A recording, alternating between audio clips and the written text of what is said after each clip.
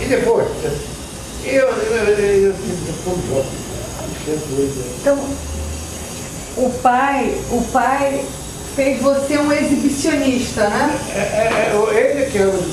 Fecha aqui atrás. Não. O vidro.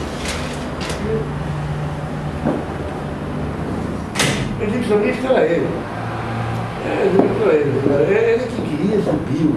Então, eu sei isso, né? Historiografia, literatura, a grande literatura não havia Alexandre Dumas, Júlio Verne. Aventuras.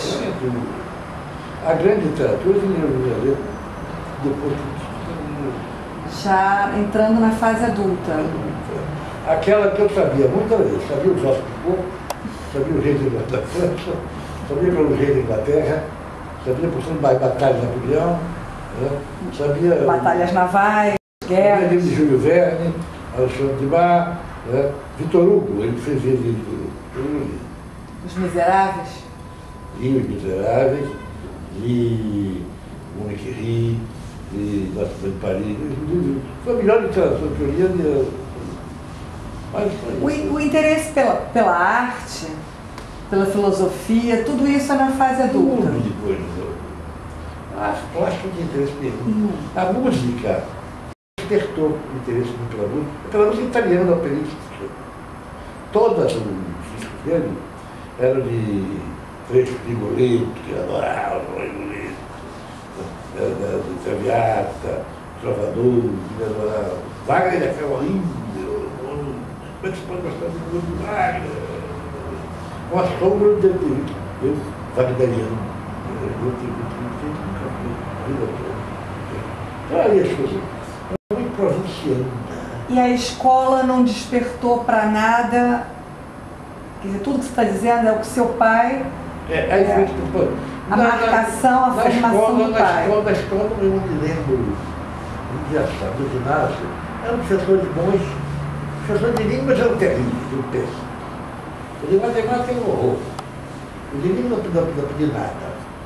O de história era historiografia que eu sabia tanto quanto professor. Geografia, aí eu sabia todos os países daquele tempo, as capitais, sabia bastante. Sabia demais geografia, história. História natural, sabia alguma coisa. Física e química, alguma coisa. Toda essa ciência aplicada, as ciências exatas, eu fui muito péssimo professor. Se não é que nós soubesse, não sabia ensinar. Era o ensino da Bahia daquele tempo, era muito precário. Era muito difícil não sair uma vocação de sábio, eu sempre saísse da província.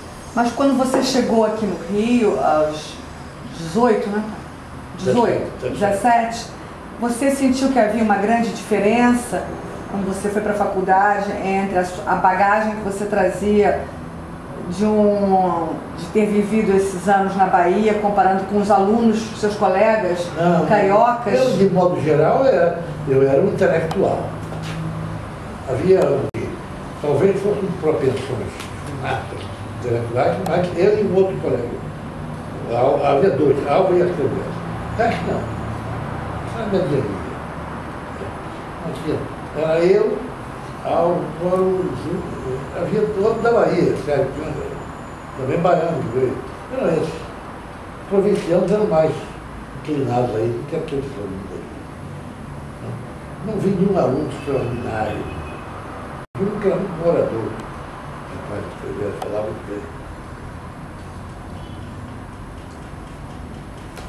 As posições políticas, você teve... Eu não fui, devia ser comunista com quase todos os adolescentes que tinham. Quando eu olho para a sua vida, eu não vejo assim, um engajamento em nenhum momento. Eu deveria ser comunista, como foram praticamente todos os colegas meus da adolescência com tendências intelectuais. Eu não fui por causa do professor, que falou Herbert Parentes Fortes. Todos diferentes. Herbert Parentes Fortes. E que foi um homem que dava para o meu pai, que dava para o meu pai, e eu conversei umas vezes com ele. E ele, então, me mostrou as debilidades econômicas da política.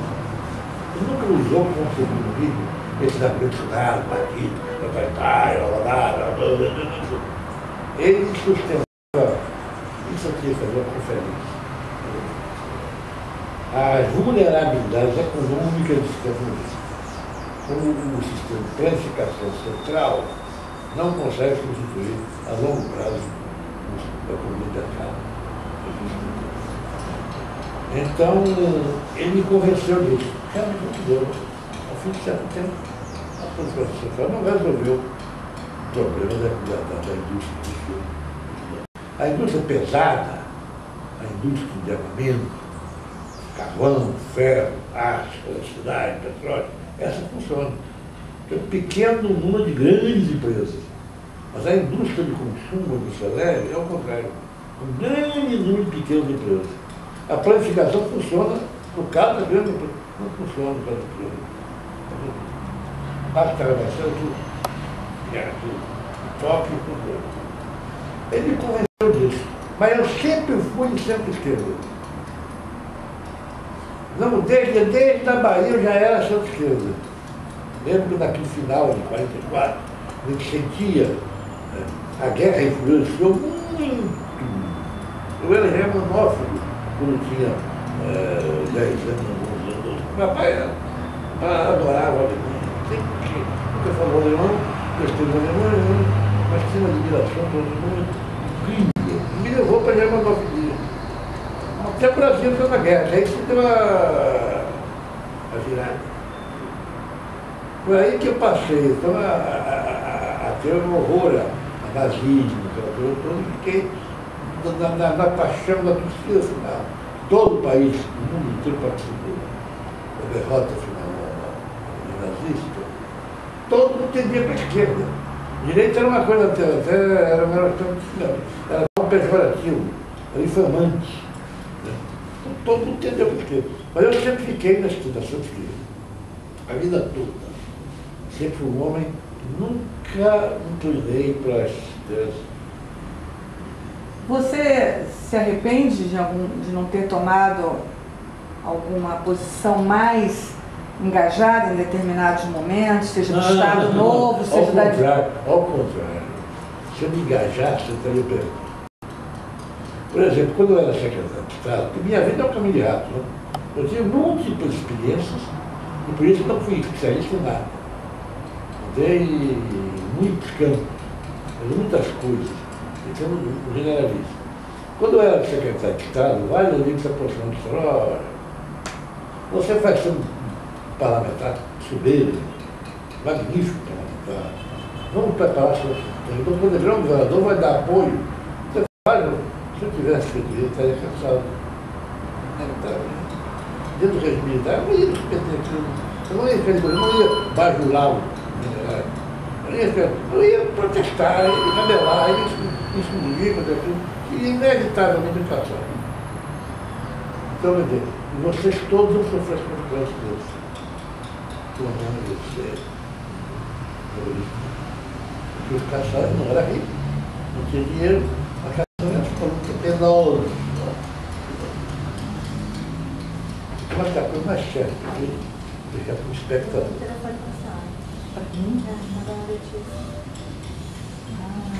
Podemos interromper? Espera. Não, fala aí. Vamos fazer um teste? Parece tecnológico. Não, papai, é um papo. A ver, faz uma pergunta só para testar o volume agora. Volume. Humberto, fala. Papai, você sempre gostou de falar mais do que de ouvir? Ah, sim. Aí eu gosto de ouvir. Então, agora está tendo oportunidade. Agora você está tendo, como Otávio disse, uma boa oportunidade. Qualquer que diz. Conselheiro do Tribunal de Contas. Quer conselheiro? Tem que falar. Professor, falar. Então, as minhas atividades são tudo os últimos 30 anos, mais, quase 40 anos, falar. E quais foram os interlocutores que você lembra com saudades? Pessoas que não foram... Saudade é uma coisa, interlocutor intelectual é outra. Então vamos primeiro com os interlocutores